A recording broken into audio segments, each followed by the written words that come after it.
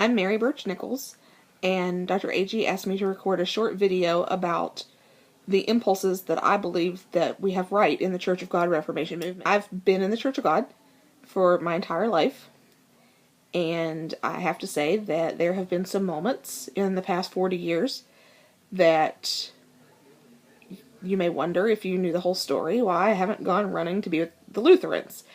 And the answer is not entirely that I know all the words to the hymns, although that is a contributing factor. So I assume that I was asked to do this because she who is quick to criticize also gives honest and meaningful feedback. So the first thing that I noted actually was about our musical heritage, and I think that singing about our faith is one of the impulses that we do have right in the Church of God. There's been a lot of research that's come out in recent months about the benefits of singing together in a group, both health benefits in regard to lowering blood pressure and deep breathing, as well as memory benefits. And I think that the unique musical heritage of the Church of God has been also one of the powerful factors in bringing us together, both in terms of doctrinal unity and physical unity in the movement. And it turns out that it was healthy for our bodies as well as our souls to sing about our faith. The next thing that I jotted down in my notes was holiness. You know, we live in a world where I hate to categorize and lump, but it's the world of the lowest common denominator. The kind of the mantra of society is, I'm only human, I can only be what I am, and I should just go with that. And nobody should expect more of me than just to be human. And holiness gives us the opportunity to be pulled up to a higher standard, to be lifted up from that impulse to wallow in our humanity. The next impulse, the third thing that I think that we have right, is our openness to gender equality in both leadership and in vocational ministry. Hi, here I am.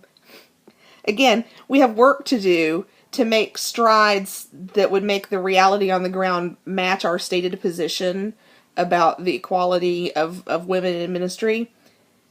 But other people in mainline denominations and evangelical American Christianity haven't even had the conversation yet. The idea that women are equally called to ministry and equally equipped for leadership isn't even a conversation or something that's on their radar. It's, a matter of fact, something that is stridently rejected by other Christian groups. The fourth thing that I wrote down was unity. And again, we haven't always gotten it right. Right now, we're divided into 3 or 4 churches of God in North America, along racial and ethnic lines. And we've made a lot of mistakes that we need to make up for in the coming years in the future. But who else is even talking about it? It's a dream and a goal and part of my work to see us reach the kind of unity that we've preached and taught and proclaimed as our doctrine in the Church of God Reformation movement. And the last thing that I wrote down was that I think the impulse that we have the most right is being a movement instead of a denomination. And on social media, I see a lot of complaints from Church of God ministers who feel like we have slipped into the world of denominationalism. And I think that some of that has to do with a misconception that having organization and structure and authority means that that's what it means to be a denomination. From my perspective, a denomination is a group that stakes out their half acre of the truth, and then they pour it in concrete. They solidify their doctrinal positions into policies, procedures, creeds.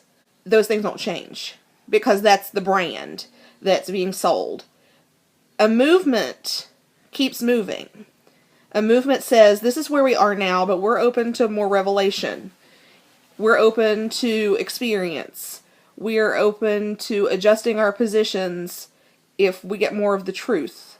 That impulse to keep moving, not to say, here we are and we've arrived, but to keep seeking for the higher ground, I think is one of the things that makes the Church of God different from any other Christian organization on the landscape of American Christianity today. I hope this is helpful and useful, and I wish I could be there with you.